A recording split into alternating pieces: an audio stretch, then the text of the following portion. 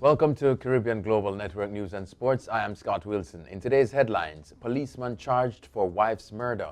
And in sports, Xavier Marshall back in national colors. Foreign national gone missing in Jamaica.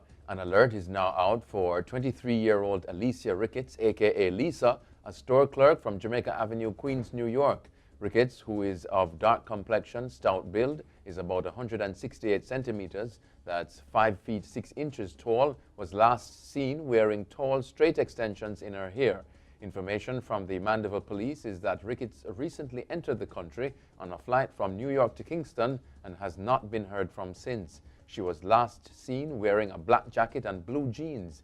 Efforts to contact her have been futile.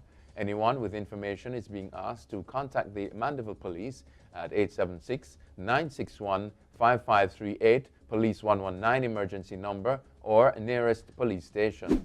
Policeman arrested for wife's murder. News reaching CGN is that a police corporal is now in custody following the shooting death of his wife, 45-year-old Janet Hardy Lawrence. It is alleged that the corporal shot and killed her at their house in Tower Isle, St. Mary. Information is that the policeman and his wife had an argument, and soon after, gunshots were heard. The Prospect police were called, and on their arrival, it is alleged that the corporal was seen at the entrance of the house. He was taken into custody. A voice note is now being circulated on social media, believed to be that of the policeman confessing his wife's murder. FLA cites breaches in security arrangements at location where 19 guns were stolen.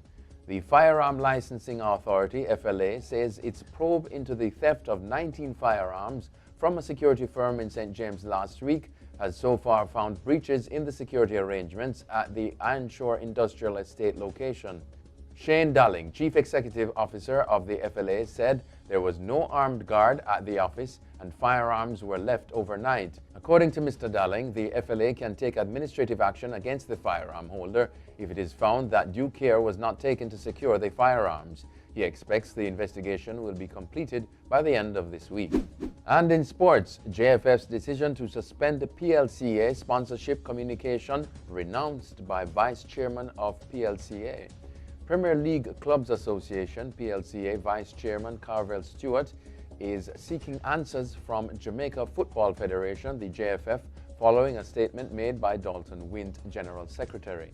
Last Thursday, Wint communicated to the PLCA chairman via letter informing him of the termination of the Professional Football Association of Jamaica, PFAJ.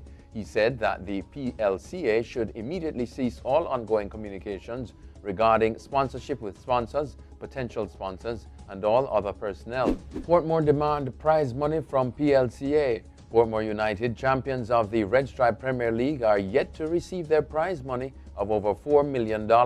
The club, in seeking their prize purse, wrote to General Manager of the Premier League Clubs Association, PLCA, Pat Garrell, questioning the lengthy delay in the payment of prize monies won for this season's championship. Portmore defeated Waterhouse to win the championship and are owed $2.5 million and a further $1 million for topping the league on points and over $1.5 million in individual and other team awards. The letter said the PLCA had assured them that they would have received their monies on a number of occasions, with the last date being May 22, but none of those commitments have been honored. According to the letter, this has resulted in the club owing outstanding salaries and bills. Xavier Marshall back in national colors. Xavier Marshall will be donning the national colors as a member of the Jamaica Talawas, and for the former opening batsman, he will have nothing to prove to anyone. Marshall is now considered one of the most talented batsmen to come out of Jamaica.